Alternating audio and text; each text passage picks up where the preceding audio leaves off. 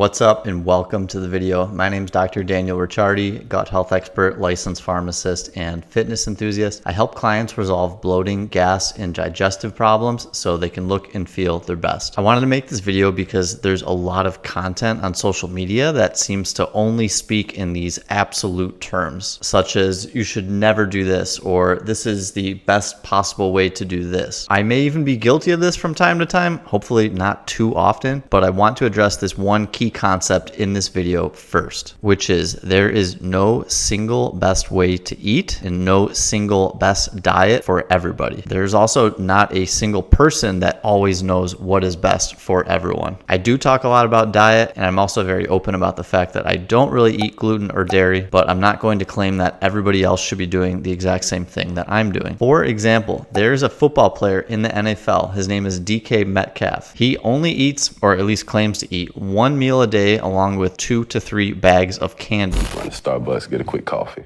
and eat like 3-4 bags of candy. So you get the Skittles gummies. Then I got the Lifesaver Creations. They the same size bag, so I just mix them. And then I eat dinner, go to sleep. He's 6'4", about 235 pounds, and honestly, he's probably about 5% body fat. I don't know how, but clearly what he's doing is working. So I would never, or could never, tell him to do anything differently. The same goes for anybody else. If you look and feel good with what you're eating, you don't need to listen to anybody. Even if your diet consists of a lot of sugar, artificial ingredients, fried gluten balls cooked in seed oils, it doesn't matter. However, if you do not like how you look or how you feel, then it would make sense to try something new. Otherwise, continuing to do the same things will probably continue to get you the same results or lack thereof. If you're watching this video, I'm assuming for you or somebody that you know, you're probably not feeling or looking 100% the way that you want to. Everything I say in this video and all past and all future videos is only meant to give you the information that I found to be the most helpful for the most people. And in terms of gut health and digestive symptoms, the two foods that I found to have the most negative impact on the most people by far are number 1, gluten, and number 2, dairy. Gluten's obviously really bad to eat if you have celiac disease. I don't think you'll find anybody standing out on a hill arguing against me on this point. However, if you don't have celiac disease, gluten still can increase the chance of you having leaky gut. This happens because gluten indirectly impairs the proteins in your small intestine that hold the cells of the small intestinal lining together.